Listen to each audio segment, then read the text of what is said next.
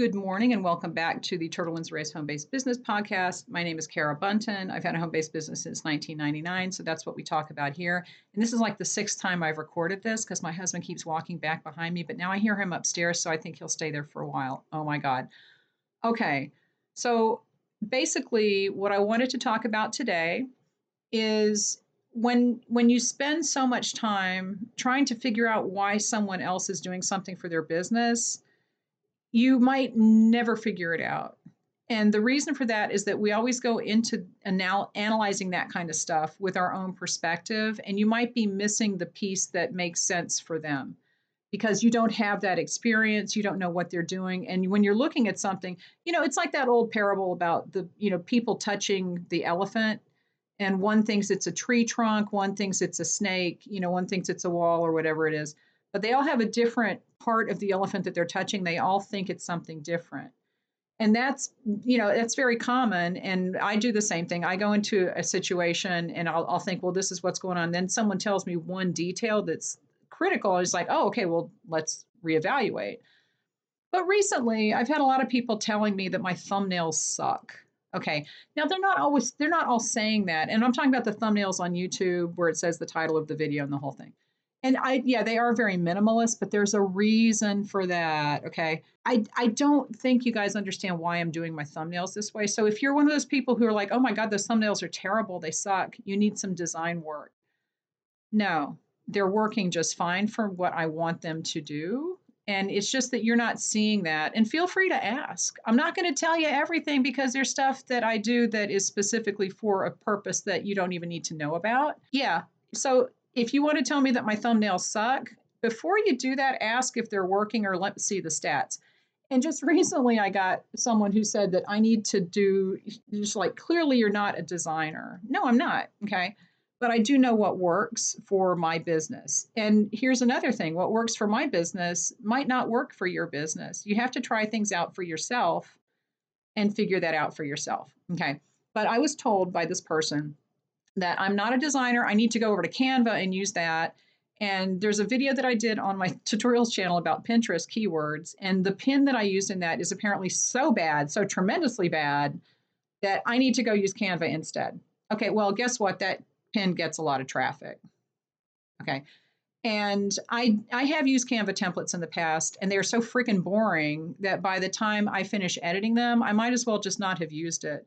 It's good to start with the right size if that's your problem, but I have a whole bunch of templates that I've created in Photoshop that I have as a library. I use those, they work well for me, and that's what I want. I want those results. So the Canva templates don't get results. And honestly, I recently, for my account, they don't get results. They might get results for yours. This is what I'm saying. For my account, they don't work. And I go through, occasionally and delete old pins that have gotten 0, like nothing. And they're generally like years old. And a lot of them were the Canva templates recently when I did the sweep. But anyway, oh yeah, and by the way, I want to show you this chart. This is a Pinterest account that I started for another business as a case study. And this is the traffic that I'm getting. This is outbound clicks over the last 6.5 months using my terrible, terrible, terrible Pinterest templates. Here's the chart. And this is all for bad templates. This is 100% normal. This is exactly what I would expect for a brand new Pinterest account. It takes about 8 months to a year for you to get to a point where you can kind of see how much traffic you're going to get from Pinterest. So this is still increasing with bad pins. Sorry. But back to the YouTube thumbnails. The YouTube thumbnails are interesting because a couple of years ago, I did what I referred to as my year of YouTube. I was going to do YouTube the right way, quote unquote, with air quotes, if you're not watching this, the right way, which means I was going to do research on other channels, see what they're doing. I was going to do research about the titles. I was going to research keywords, do the thumbnails, A/B test, all that junk. And I did, and I actually learned a lot about what YouTube thinks about online selling videos. And I also learned that it didn't make a damn bit of difference when I was doing highly edited videos with a lot of text and a lot of cuts and, all that kind of stuff. Didn't matter. What did matter, like the one thing that worked, was when I did a clickbait thumbnail just to see what would happen. And the video was not clickbait. Like the title, the thumbnail itself was a little clickbaity, but I used the word skyrocket your sales. I used that phrase, okay, on the thumbnail, I think, if I remember correctly. And that video went crazy. But you know what? Those thumbnails make me want to barf. So I'm not going to do that. I'm not on YouTube to be clickbaity. I'm not on YouTube for income, honestly. And I did a video yesterday on this channel. Was it on this channel? It must have been on, no, I think it was last week on this channel I did that, where I was talking about diversifying your income. And one of the things that I mentioned in there is that I have a full-time income from selling products, and pretty much everything else that I do is just extra. So I'm basically earning two full-time incomes if you put everything together. But I could completely dump all the extra stuff, and I consider YouTube extra, and still be earning full-time income.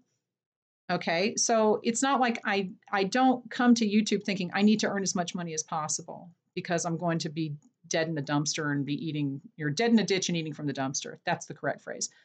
That's not that's not why I'm on YouTube. I'm on YouTube not to make money, but to help people who want to have a home-based business and make money with your creativity. My whole family was musicians. I saw how hard it is to make money from creativity. And I really do, that's really my goal, is to try to help other people who want to make money from their creativity. I have had people tell me, you're full of crap because everybody's on YouTube. That's the point, is to make money. Well, no. If you can't believe me, that's fine, because you're coming from your perspective, which I guess is that everything that you do needs to make money on YouTube, or everybody on YouTube needs to make money. I have passed up so many money-making opportunities on YouTube, it would make your head spin, because that's not why I'm here. And I hope that people understand that. I hope that people, know that I'm trying to give you honest advice. Okay. But what you bring to analyzing something, that's your expectations. And that is going to color your perspective, obviously. And we all, everybody comes to a situation with your own perspective, like the guys with the elephant. And let me tell you the story of the rat in our backyard. We live across the street from a creek, which is a tributary of the James River, and it is a protected wetlands kind of environment. And so we get a lot of weird random animals in our yard. Like we've seen otters down there, we've seen beavers, we've seen a mink. There's some weird stuff. But there's generally squirrels, chipmunks, turtles. We have rabbits in our backyard, just the usual, right? Lots of chipmunks. So I'm out of town one day. My husband sends me a text that says there's a rat in our backyard near the bird feeder, and he's eating with the chipmunk. And I'm like, what?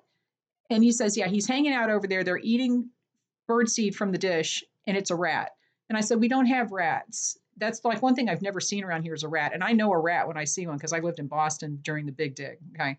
So he sent a picture, and this was not a rat. But I'm looking at it, it's like, well, it's too big to be a mouse. And I'll put the picture up here. You can check him out. So we're speculating, what is this? Because it's either a small rat, which would be very unusual, but it was too fat. Like, it's too fat to be a baby rat. But it could have been a real fat field mouse. So we weren't sure what it is. I came home and it was there again. So we're looking at it, and I said, I think that is a vole. And I wasn't sure. We looked it up, and yes, it's a vole. Okay. Now, voles are very cute. And apparently they ruin your lawn, but I don't care because I don't spray things on my lawn. We don't, we mow the lawn. That's the extent of our lawn care. We don't water it. Grass is a very expensive weed, and all those chemicals are not good for the protected waterway that we have behind us with the runoff. So we don't do anything to the lawn. It's not important to me. And the vole is super cute. Okay. So I guess voles, like I said, they dig holes under your lawn or something. So I guess it's considered to be a problem, but we like him because whenever the vole is out there, we're like, oh, he's out there. He's hanging out with everybody, and they're friends. Like he hangs in that picture, he's hanging out with the chipmunk. They're so we're excited when we see the vole. So then one day we get a knock on the door. My husband makes the mistake of answering it because he answers the door. Foolish man. And it's some guy trying to sell us yard services. And my husband's like, no, we don't need any yard services. And the guy tries the pitch of, well, you might have a problem with voles. And my husband says, we have a vole and we like him. And this guy didn't even know what to say, right? Because he's coming at this with the expectation that voles are a problem. Everybody wants to get rid of them because that's his perspective. That's his job, is to get rid of voles. We like them. It's like, come on over, come to our yard, voles. You're pretty cute. And it's the same thing. I had another yard guy experience where I was out there and he's like, oh, you have a dandelion problem here. And I told him, I have dandelions, but I don't have a problem. And he genuinely did not know what to say. Okay, it's the same thing, because in his perspective, he's bringing his toolkit of dandelion killers. I didn't think it's a problem because I don't care and it's going to grow, and so what? I'd rather have dandelions than chemicals. My main reason for doing YouTube is to help people. Okay, if you can't understand that, that's fine. That's your perspective. But you do need to try things out. And like I said, I tried out the year of editing. It didn't work. It didn't make it's not that it didn't work. It didn't make a difference because the YouTube algorithm thinks that clickbait works, but nothing else will. It's not just the algorithm, it's the viewers. My viewers don't expect clickbait, I don't think. I don't think. But just remember that when you come to look at what somebody else is doing, because I see this a lot. How are they getting so many sales? Their SEO is terrible. Their titles are terrible. Well, that's because you're looking at their titles and their SEO and assuming that that is how they're getting their sales, because that's your perspective. You think that titles and SEO are really important because that's what you've been working on or whatever. But they might be doing something completely different. They might be sending traffic from social media. They might have a huge email list. They might be doing something else. You just don't know.